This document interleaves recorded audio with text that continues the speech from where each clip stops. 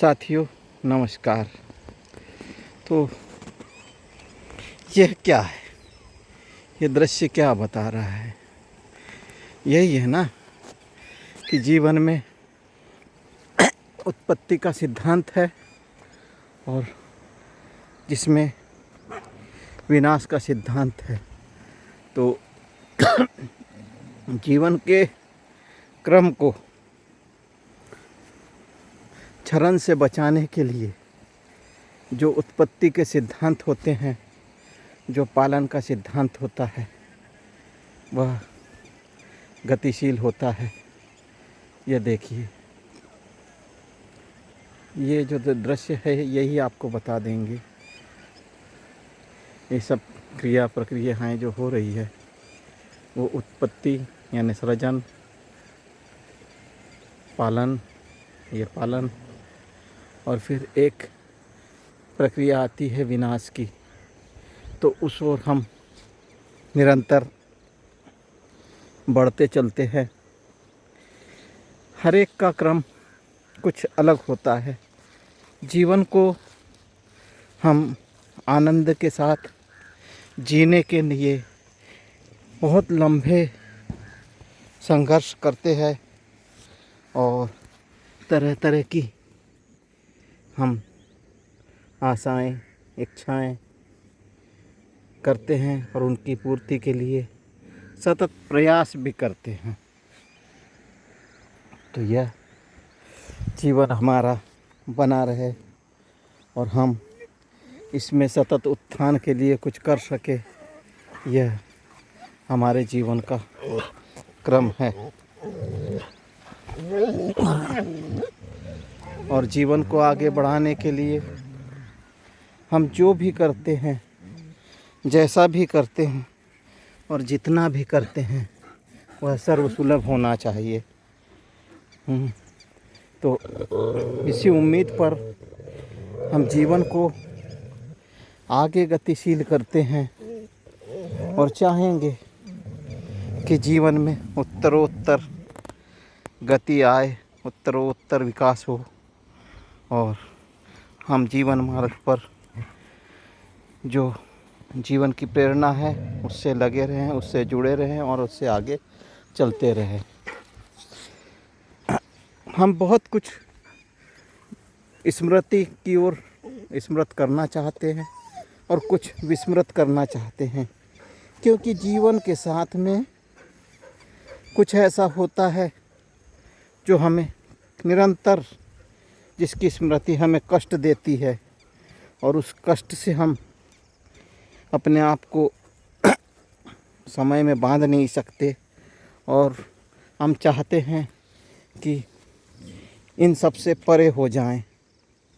तो इसी कड़ी में हम इस लालसा को बनाए रखते हुए अपने जीवन को आगे की ओर ले जाते हैं, जिसमें हमें जीवन के विभिन्न आयाम प्राप्त होते हैं। क्या है खुशी, गम, सुख और दुख? क्या यह स्थायी है? नहीं, जी नहीं, जी नहीं, जी नहीं, यह स्थायी नहीं है। सुख है तो वह भी कुछ क्षणों के लिए हमारे पास आता है। हम जब तक के उसमें हमें ऐसा प्रतीत नहीं होता कि यह हमारे लिए कष्टकारी होगा, तब तक के हम उसे भोगते चले जाते हैं। और जैसे ही हमें लगता है कि यह हमारी जो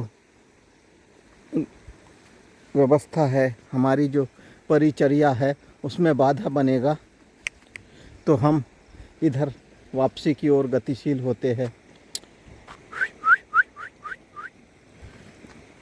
और लेके आते हैं। तो हम यही चाहेंगे कि जीवन का क्रम,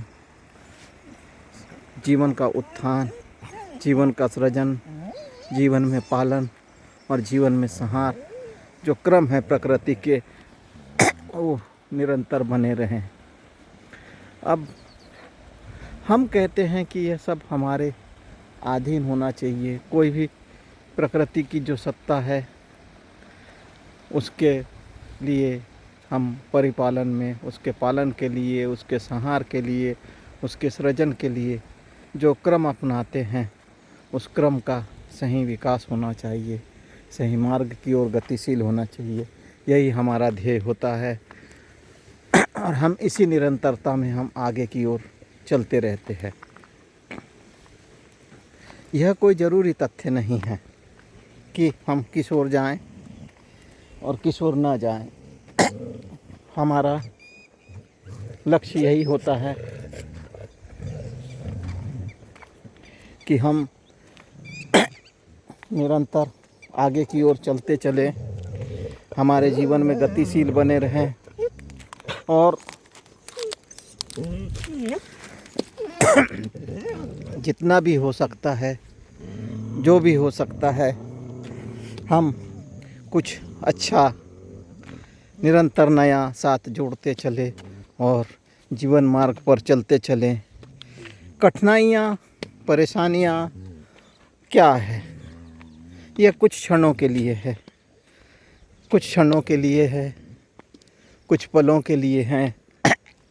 यह पल आएंगे, जीवन में कुछ ऊर्जा दे जाएंगे या कुछ ऊर्जा को छीन ले जाएंगे। पर हम क्या करें? हम यहाँ स्थिर रहें, अस्थिर रहें। यह सब हमारी चिर परिचित शैली और हमारी जीवन की जो हमारी प्रकृति है उस पर निर्भर करता है। यहाँ इस धरा पर बहुत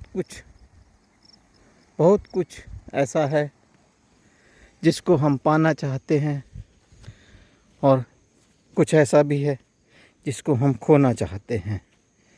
कोई भी आदमी दुख की परिकल्पना कभी नहीं करता। दुख व्यक्ति कोई नहीं चाहता, परंतु उसके साथ जब कुछ घटित हो जाता है तो उसकी अधीनता को, उसकी अधीरता को हमें स्वीकार करना पड़ता है। और यह पल हमारे जीवन के उच्चतम आयाम की ओर अग्रसर करने वाले पल होते हैं। हम अपने जीवन को कहाँ गतिशील करें, कैसे करें, यह हमें पग पग पर आगे बढ़ते हुए समझ आने लगता है। किसी भी जीव में चेतनता होती है, मगर उसकी चेतनता या उसकी चैतन्यता प्रकृति और परिस्थिति के समगति करती है, क्योंकि परिस्थितियाँ सदैव एक सी नहीं हुआ करती है। और जिस तरह हवा निरंतर चलते रहती है, हवा की गति मंद मंद चलते रहती है। कभी सर्दी को साथ लिए, कभी वर्षा का जल लिए, कभी धूल के तिनकों को लिए, कभी ग्रीष्म की लू को साथ लिए। तो क्या है, हवा का स्वभाव है चलना और प्रकृति का स्वभाव है संक्रमण। जैसे हवा के साथ धूल का आ जाना ये संक्रमण है, हवा के साथ लू का आ जाना ये संक्रमण है, और हवा के साथ शीत का, सर्द का घुल जाना यह भी संक्रमण है। तो ऐसे ही हमारे मस्तिष्क में भी संक्रमण होते रहता है और हम यह नहीं समझ पाते, हम यह नहीं जान पाते कि यह सब आसानी से कैसे संभव होगा और कैसे नहीं होगा। क्योंकि इस सब को समझने के लिए, समझाने के लिए हमें जीवन का जो क्रम है, जिसको सृष्टि क्रम कहा गया है, उसी के साथ चलना होता है। हाँ, कोई भी चीज़ को ले ले, हमारे पास दुनिया के सारे संसाधन मौजूद हो, हम कहें कि हम उसको सारे संसाधन लगा करके हम उसमें कोई चमत्कार घटित कर पाएँ, तो ऐसा कोई नहीं कर सकता। क्या आज तक के ऐसी कोई वैज्ञानिक कला विकला आपके समक्ष में विकसित हुई है कि हम एक मक्के का बीज ले लें और उसे सारे खाद पानी बीज मौसम सब कुछ अनुकूलता से उपलब्ध करा दें और कहें कि मात्र 4 दिन में 6 दिन में या 10 दिन में वह मक्का पककर तैयार हो जाए? यदि हम ऐसे कुछ कर भी लेते हैं तो उसमें वो पौष्टिकता, उसमें वह जो हमारे लिए ऊर्जा का स्रोत होता है वह उपलब्ध नहीं होगा। यह तथ्य है और यह सत्य है और इससे हम परे जा भी नहीं सकते। और इन तथ्यों को हमें मानना होगा, जानना होगा, पहचानना होगा। हम निरंतर यही सोचते रहते हैं कि जीवन हमेशा उच्चता की ओर अग्रसर हो और हमारे जीवन में जो निम्नता है वह निरंतरता के साथ दूर होते चले जाए। मगर ऐसा संभव शायद नहीं हो पाता है, क्योंकि जैसे जैसे प्रकृति में वायु चलती है और वायु के कंपन के साथ उसमें पल पल होने वाले जो परिवर्तन होते हैं वह हमें